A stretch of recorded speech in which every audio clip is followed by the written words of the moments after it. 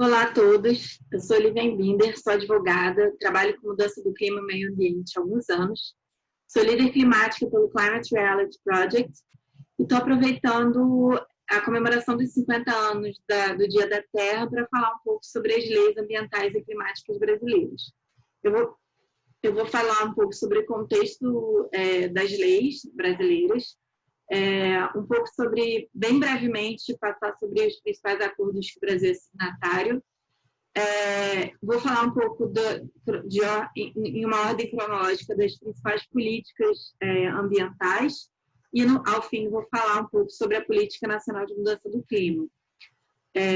Por fim, eu vou trazer um pouco dos principais desafios que a gente enfrenta hoje em termos de regulamentação.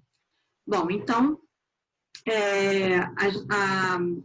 trazendo um pouco do contexto, as leis ambientais brasileiras, elas são consideradas, de certa forma, leis avançadas sobre o tema. A gente tem, desde a época colonial, leis, decretos e regulamentações sobre os recursos naturais, mas naquela época muito ainda com um viés, com uma visão mercantilista sobre os recursos naturais. Na década de 1930, algumas leis sobre a natureza e meio ambiente e recursos naturais, mas com um olhar de exploração de recursos naturais e propriedade privada. E aí, então, na década de 1970, na década de 80, a gente começa a ter leis, de fato, genuinamente preocupadas, né, com essa preocupação genuína com a preservação e conservação da natureza. A nossa Constituição de 1988 é a primeira a ter um capítulo específico sobre o meio ambiente. O artigo 225 é extremamente relevante. Ele traz diversos princípios e ele diz que todos têm o direito ao meio ambiente ecologicamente equilibrado. E também que é dever do poder público garantir que a preservação e conservação do meio ambiente para garantir para as atuais e futuras gerações. Então, é um artigo extremamente relevante. Todo o capítulo sobre meio ambiente ele serviu para pautar diversas leis e políticas que vieram depois, mas ele também existiam já políticas, como a Política Nacional de Meio Ambiente, que foi promulgada em 1981, então ela foi anterior à Constituição de 88, muito inspirada por diversos acordos e convenções internacionais, como a Convenção de Estocolmo, a Conferência de Estocolmo, em 1972. Além disso, o Brasil é signatário de diversos acordos internacionais. O Brasil foi o primeiro país a assinar a Convenção Quadro das Nações Unidas sobre a Mudança do Clima, e foi ratificado pelo Congresso em 1994. O Brasil também ratificou o Protocolo de Quioto, né, que regulamenta sobre a redução de emissões globais de gases de efeito estufa, que passou a vigorar em 2005. Então, em 2005, a gente também tem uma promulgação de um decreto para recepcionar o Protocolo de Quioto. Desde 2015, o Brasil vem implementando a Agenda 2030 e os Objetivos de Desenvolvimento Sustentável. E também o Brasil é signatário do Acordo de Paris, que foi um dos mais recentes, um dos principais acordos internacionais sobre mudança do clima, que traz a orientação, né, traz o objetivo de limitar o aquecimento global em até 2 graus, fazendo um esforço para a gente limitar em 1,5 graus. Ele estabelece também que os países devem estabelecer suas próprias metas de redução de emissões de gases de efeito estufa, que são as NDCs, as contribuições nacionalmente determinadas. Eu vou falar um pouco sobre isso mais para frente. Eu vou compartilhar aqui uma apresentação, só para que fique mais visual esse tema, para que consiga visualizar de forma melhor. Então, aí, como eu disse, em 1981, a gente tem a Política Nacional de Mudança do Clima, de meio ambiente, que foi a primeira lei brasileira que legisla explicitamente sobre o meio ambiente, e ele cria instrumentos super importantes e relevantes como licenciamento ambiental, criação de áreas protegidas e estabelecimento de padrões de qualidade ambiental. Então, uma lei que de fato, ela pautou muitas outras leis que vieram depois, criou instrumentos extremamente relevantes, e é uma política que tem uma importância muito grande até hoje. Aí eu trouxe em ordem cronológica, então, em 1996, a gente tem o decreto de demarcação de terra indígena, que regulamenta a demarcação dessas terras, que foram reconhecidas como direito dos indígenas desde a Constituição Federal de 88. Em 1997, a gente tem a Política Nacional de Recursos Hídricos, que, da mesma forma que a Constituição visou garantir, né, para as presentes e futuras gerações o meio ambiente ecologicamente equilibrado, a política traz essa garantia em termos de disponibilidade de água, né, disponibilidade hídrica para as populações. E aí também entende a água como um recurso natural limitado e com valor econômico, e que o uso humano da água deve ser priorizado em casos de escassez. Aí, em 1998, a gente tem a Lei de Crimes Ambientais, que aplica a pena a degradadores ambientais por atividades como desmatamento ilegal, caça, pesca e várias outras.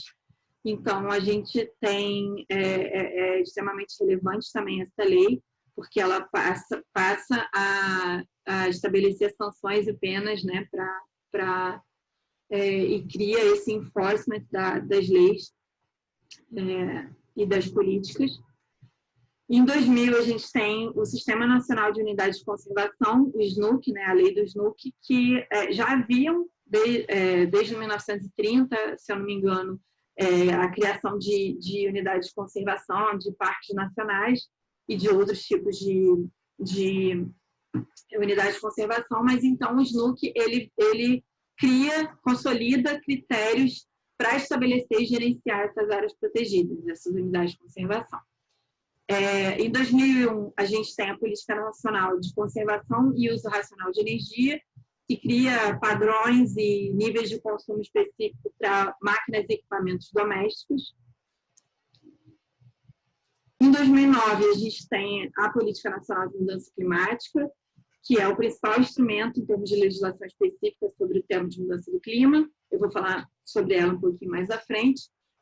Em 2010, a Política Nacional de Resíduos Sólidos, ela traz diversos instrumentos que contribuem para a redução de emissões, como, por exemplo, reciclagem e reutilização de resíduo, aproveitamento energético de gases gerados em aterros, compostagem e destinação adequada de resíduos.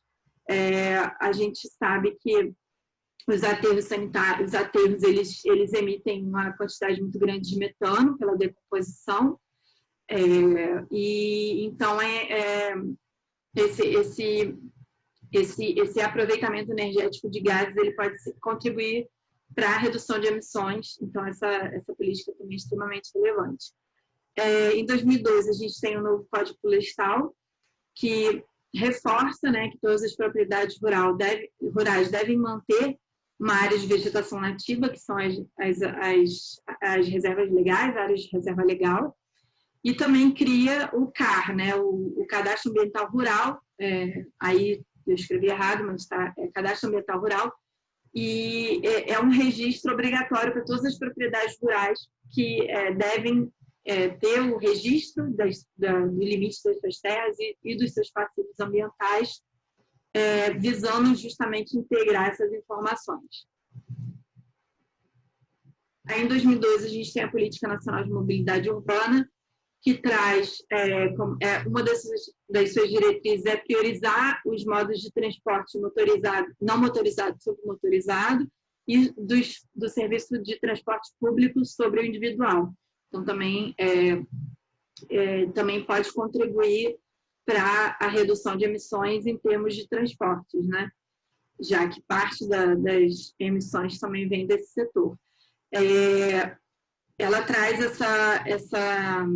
essa obrigatoriedade de que municípios com mais de 20 mil habitantes devem apresentar um plano de mobilidade urbana, porém, até hoje, apenas 5% dos 3 mil municípios brasileiros apresentam um plano.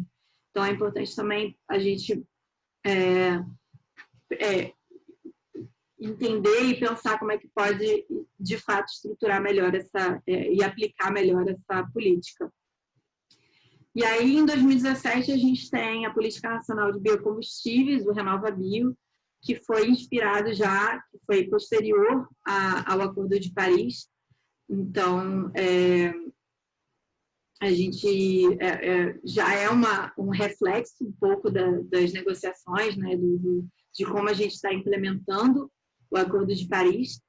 E ele visa tratar uma estratégia baseada em metas, né, de descarbonização e a certificação de biocombustíveis, né? Então, já com esse olhar de aumentar a participação de biocombustíveis na matriz energética, e também ele cria o CBio, que é uma garantia negociável na Bolsa de Valor, que justamente representa níveis de eficiência energética. Bom, então, agora eu vou falar um pouco sobre a Política Nacional de Mudança do Clima, na verdade, e vou trazer um pouco mais sobre a implementação do Acordo de Paris no Brasil. Então, a Política Nacional de Mudança do Clima, ela visa não só a redução de emissões, né, ela tem esse objetivo de estimular a redução de gases de efeito estufa, mas também adaptar, né, visando também a adaptação das cidades, dos estados e dos locais para os efeitos da mudança do clima. A política ele traz uma meta de redução de gases de efeito estufa das emissões, comparando as emissões projetadas até 2020. Então, ele havia feito uma projeção e aí a redução é baseada nessa projeção. Então, o objetivo, né, a meta seria reduzir 36,1% até 2020. E, além disso, também tem a meta de reduzir o desmatamento na Amazônia em 80% e no Cerrado de 40%. A política também estabelece o desenvolvimento de planos setoriais de mitigação e adaptação, como a geração e distribuição de energia elétrica, transporte público urbano, indústria, serviços de saúde e agropecuária. Então, considerando justamente a especificidade de cada setor. Existem já alguns planos, né, desenvolvidos, como, por exemplo, o Plano ABC, que ele visa o plano de agricultura de baixo carbono, já pensando como um plano setorial de redução de emissões. E outros, como, por exemplo, o PPCDAN e o PP Cerrado, que são planos de controle e monitoramento do desmatamento nessas regiões. E aí, então, é importante a gente também ter já o desenvolvimento de outros planos nos setores, por exemplo, da indústria, do transporte. Então, a política ela traz justamente esse contexto e esse plano de fundo, né, para o desenvolvimento desses planos. Também prevê a criação de um Fundo Nacional para as Mudanças Climáticas, Fundo Nacional de Mudança Climática, e estabelece que também, como diretriz, que todos os acordos internacionais em que o Brasil é signatário devem ser cumpridos, né? Então, ele traz aí dentro da própria política o estabelecimento de que o Acordo de Paris, né, que os acordos internacionais devem ser cumpridos. E aí, então, a gente tem, com a assinatura do Acordo de Paris, a nossa NDC, né, como eu falei lá na frente, que são as contribuições nacionalmente determinadas dos países, a nossa NDC, ela tem objetivo, né, ela traz a meta de redução de emissões de 37% das nossas emissões até 2025 e o indicativo de redução de 43% das emissões de gases de efeito estufa até 2030. Só que a nossa NDC, ela não traz, ela é economy-wide, ela é uma meta global, né, brasileira. Ela não traz metas para os setores da economia. Ela traz apenas informações adicionais de como poderiam ser cumpridos, né, como poderia ser implementado essa meta, como, por exemplo, aumentar a participação de biocombustíveis no mix energético brasileiro, atingir 45% de energia renovável na matriz energética até 2030, alcançar desmatamento ilegal zero até 2030 também, e restaurar 15 milhões de hectares de pastagens degradadas. Então, ela traz também um indicativo de como o Brasil poderia atingir essa meta, implementar, né, a meta. Bom, e aí eu vou também compartilhar novamente como é que anda as políticas nos estados, né? Como é que elas estão sendo implementadas em termos locais, né, subnacionais, que já existem algumas políticas estaduais de mudança do clima, várias já foram sancionadas como lei.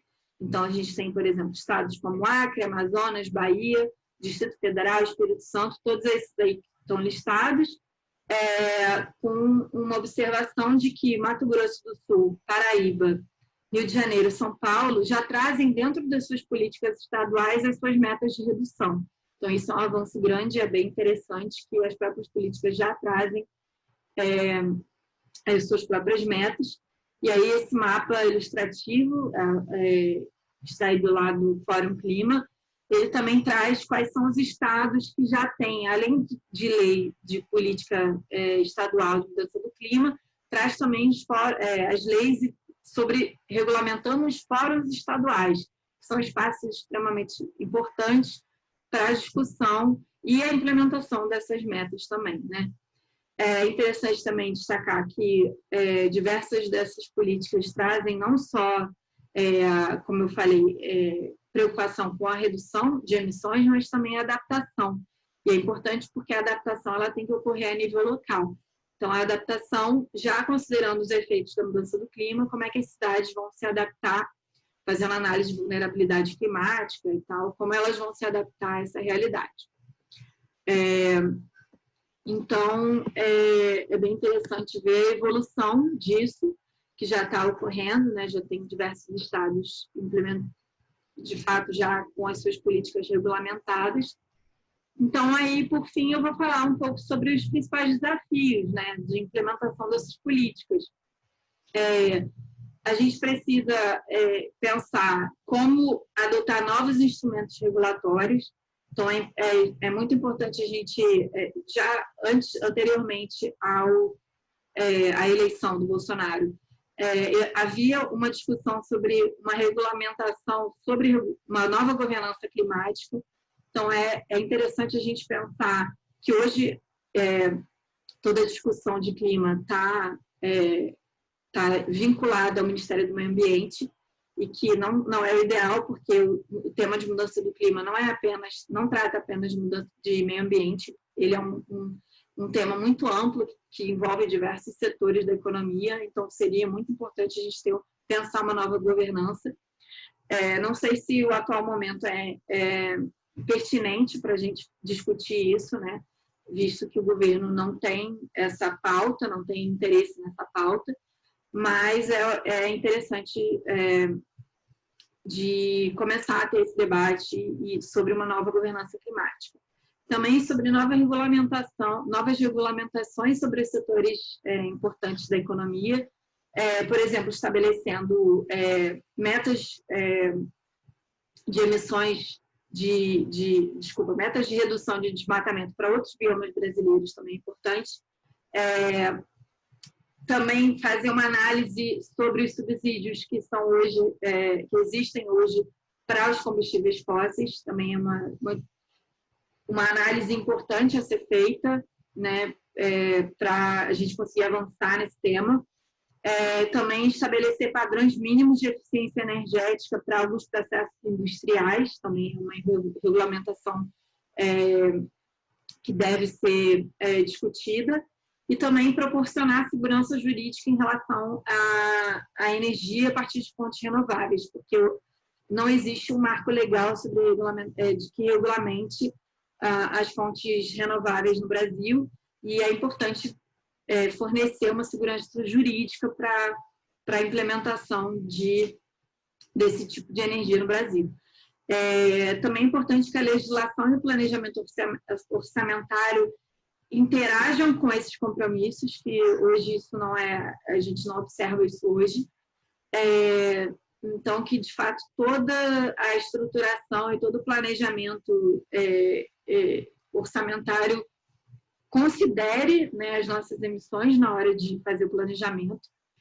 E também a gente precisa estruturar um sistema para monitorar e acompanhar as NDCs para que elas sejam revistas, porque o Acordo de Paris estabelece que a cada 5 anos as NDCs precisam ser revistas e a ambição deve ser aumentada. Então, se a gente hoje tem a meta de redução de 37%, 43%, a gente tem que aumentar essa ambição.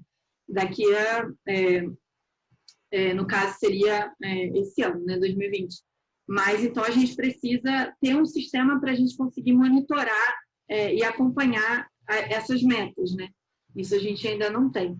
Então, também é um desafio. E aí, por fim, existe uma dificuldade em cumprir os planos e políticas já existentes. Hoje a gente observa um aumento no desmatamento, né, que está sendo observado. A gente está vivendo hoje uma crise econômica, também uma crise política e institucional. A gente observa um governo sem interesse na agenda climática e ambiental, e a gente também tem as leis ameaçadas por interesses de grupos políticos, né? Então, as nossas leis, elas estão sendo alvo de diversas medidas provisórias e regulamentações e projetos de lei que visam retroceder, né, ter um retrocesso na questão ambiental e climática. Então, é extremamente importante a mobilização da sociedade para o fortalecimento dessas políticas, para a gente não impedir esses retrocessos e conseguir o cumprimento desses acordos, né? Cumprir as nossas metas, cumprir os nossos compromissos climáticos e ambientais. Então, para fechar, era isso. Eu acho que estou muito feliz de estar participando hoje dessa mobilização, que, como eu estou dizendo, né, é uma mobilização que cria essa capacidade da gente se manter unidos mesmo nesse momento. Então, vamos juntos, sigamos juntos. Eu agradeço ao Climate pelo convite. Enfim, estou aqui à disposição para continuar ajudando e continuar nessa mobilização tão importante. É isso, muito obrigada e até logo.